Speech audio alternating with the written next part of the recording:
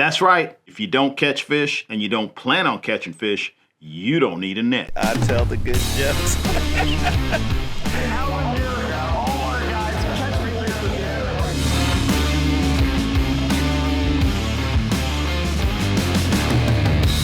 I asked a little while ago for questions or concerns or information about landing nets, and you guys gave me a lot of good comments and a few good questions. So in this video, I want to talk about landing nets, why I think you need one, and some things to consider when you are buying a landing net. All right, so first off, why do I think everybody needs a landing net? Now, there are a few exceptions there. If you're going after giant fish that are not going to fit in a net, obviously you don't need a net. But short of that, everybody else I think should have a landing net. Even if you're going for small fish, whether they're sunfish or small trout in a stream, I think a landing net is a good thing for everybody to have. Okay, so first off, you are a catch and release angler and you're fishing small streams, mostly for small trout or sunfish, and you don't need a net, right? Actually, I think you do need a net. So say you hook a fish deep and you need to work a little bit to get the hook out of the fish. Keeping them confined in a net is a really good way to minimize the harm that you're going to do to the fish, so you can keep the fish in a spot where it's easy to work on and get the hook out, and that's going to be a lot better for the fish in the long run. The other thing is, fishing this small water, you're catching nothing but small fish, small bass, panfish, small trout, and then all of a sudden you hook the fish of a lifetime, the biggest fish you've ever seen in this piece of water, and now what do? You certainly don't want to lose that fish because you didn't have a net on hand. And there's been a few times where having a net that I hardly ever used made a huge difference landing that massive fish that I never thought I was going to catch in that particular piece of water. So another good reason to have a net. The other thing along those same lines is you catch a nice fish and you want to take a photo of that fish. The best way to get a photo of the fish and keep the fish out of the water the least amount of time is going to be with the landing net. So you keep the fish in the net while you or your fishing partner gets the camera ready, everything's set to go. You've got the net there, either you're holding the net or your partner's holding the net, or you got a third person holding the net while you get ready and the camera person gets ready. You reach down, you lift the fish up, you take a quick photo, and then you can safely release the fish. A lot harder to do without a net. So even for us saltwater and bass anglers, a lot of times we don't use nets. You can just reach down and lip a bass, or you can grab a redfish by the tail and lift them up into the boat, or grab them and take the hook out. But I've had a lot of circumstances where people have picked the fish up and dropped it either in the boat or back into the water, and then they've got to go through the whole process of trying to control the fish once again. So I think even with bass, redfish, other saltwater fish, I've seen a few permit guides start using nets religiously now because, permit are so hard to catch, and the worst thing would be for you to fight that permit, get it up next to the boat, and then in the process of trying to grab the tail or whatever, you lose your permit. A net will prevent that from happening. And so, once again, even for saltwater bass anglers, I think a net is a really essential piece of gear. Even for those other reasons we talked about earlier, just taking care of the fish. If you got to get a photo, getting a photo while doing the least amount of harm to the fish that you can. So yeah, bass, saltwater, you need a net as well. All right, so let's talk a little bit specifically about nets, and hang around to the end because I'm going to show you the net that I'm currently using. So when you buy a net, there's a few things to consider. The material the net's made out of, the size of the net, what type of mesh is in the net, and the length of the handle. So when I asked you guys about nets, one of the things a lot of people mentioned was the length of the handle. So if you're fishing out of a boat, obviously you're going to go with a long-handled net, but I heard several people mention the fact that they wish they had a longer handle just for sticking it in their belt. And I had a comment from someone who actually makes bamboo nets, and he said that pretty much everybody asks for a longer handle the second time around. So go for the longer handle. You know, it just makes it a lot easier. Sometimes just making that extra little bit of reach, you know, that extra 6 inches or a foot, makes it a little bit easier to scoop the fish up. And if you're carrying the net around, it actually is a little bit easier to deal with a long-handled net versus a short net. Now, kind of in the same vein, a couple people mentioned how to attach the net to yourself. Lanyards are really common on the shorter nets, and a lot of people have the type that clips on somewhere along your back, you know, something that hangs back here. I personally don't prefer those, and I had a couple other people mention the fact that they didn't prefer those either.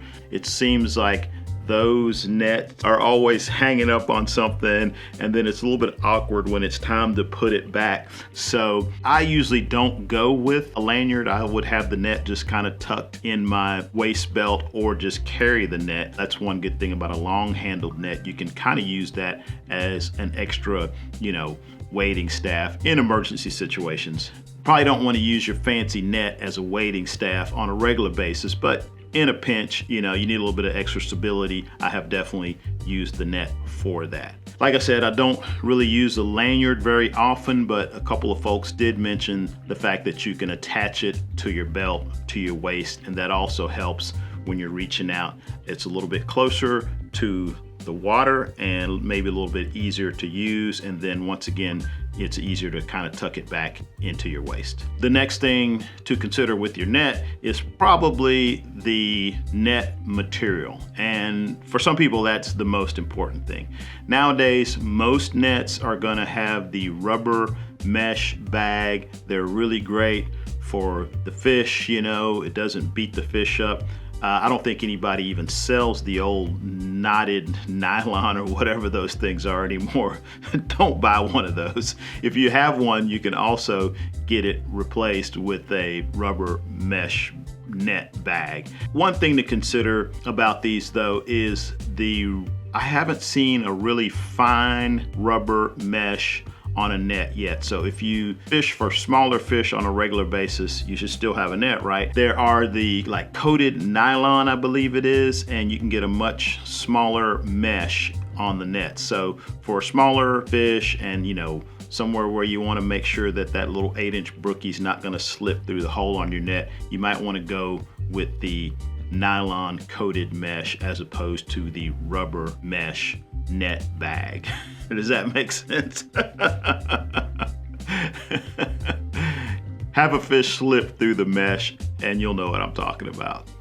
Okay, so another thing to consider when buying a landing net is what is it made out of? The most classic, of course, is the wooden landing net. We've seen those forever and they've been super popular. I've had quite a few landing nets in general, so I'm going to share some of my thoughts on how I feel about the different materials. Wood is great. Wood is beautiful. Wood floats, and wood is kind of like the classic. But I personally probably would not buy another wood landing net.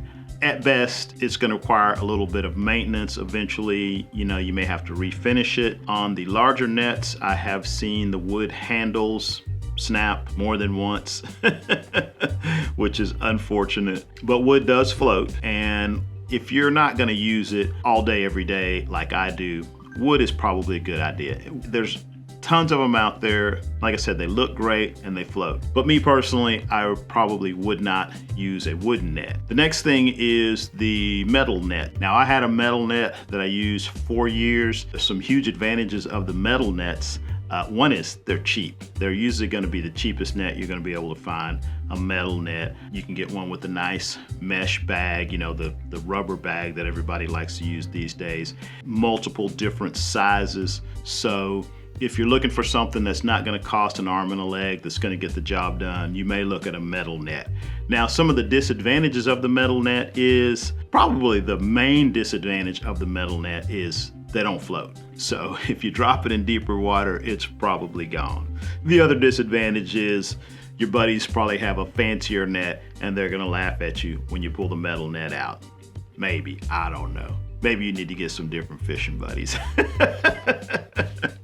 Like I said, I used a metal net for years. It was great, but the only thing that happened to metal nets besides dropping them in deep water is sometimes they will break as well as the wood nets. They're usually a little bit more durable, but it is something to consider. If you're buying a metal one, make sure it's pretty solid and yeah, should last forever. The other two net styles, well, we'll say one net style. The other would be the composite nets, you know, graphite, fiberglass, whatever, molded, some type of molded material. Those are great, and I think most of them float. The disadvantage is the same one as you have with the wooden nets. They break. I have had a couple of unbreakable graphite composite nets that have broken.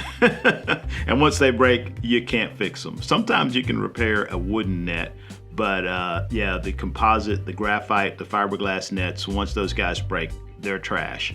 You know, they do have the advantage of being a lot lighter usually. They look cool, so your fishing buddies will definitely appreciate the fact that you got that nice carbon fiber net. But yeah, in my experience, I haven't had the best luck with them. But you know, I'm a fishing guide. I use them all day, every day, and I'm probably hard on it. Most people are probably not gonna have the same issues that I have. But yeah, that is one downside of the, you know, carbon fiber, graphite, fiberglass, whatever, you know, molded composite nets is you break them, they're toast.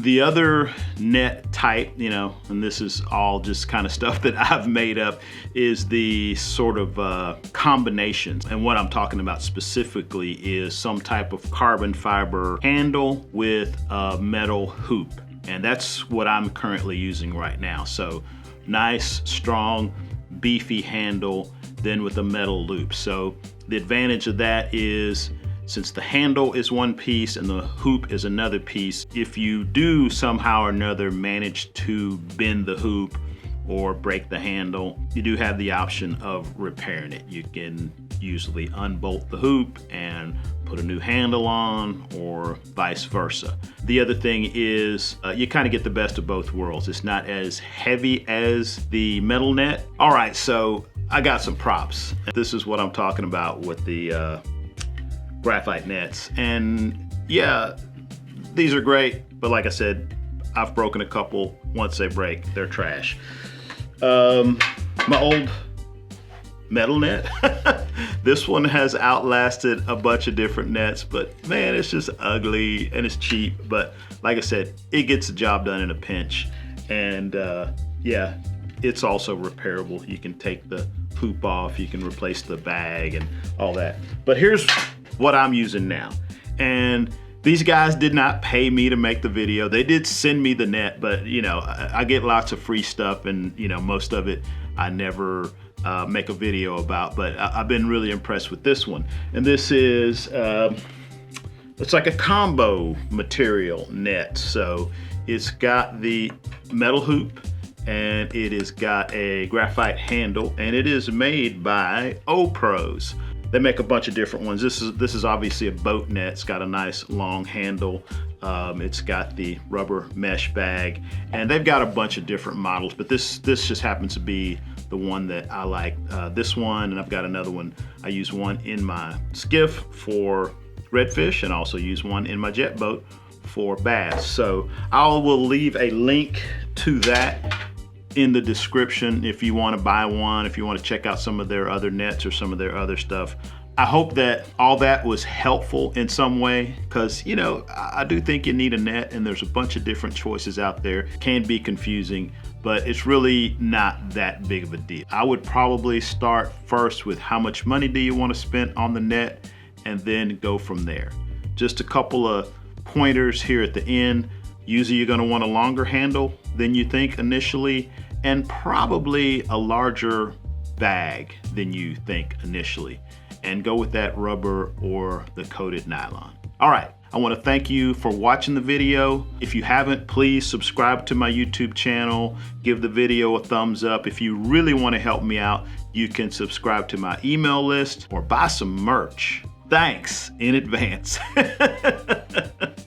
All right, once again, thanks for watching the video, and hopefully I'll see you in the next one. In the meantime, good luck on the water.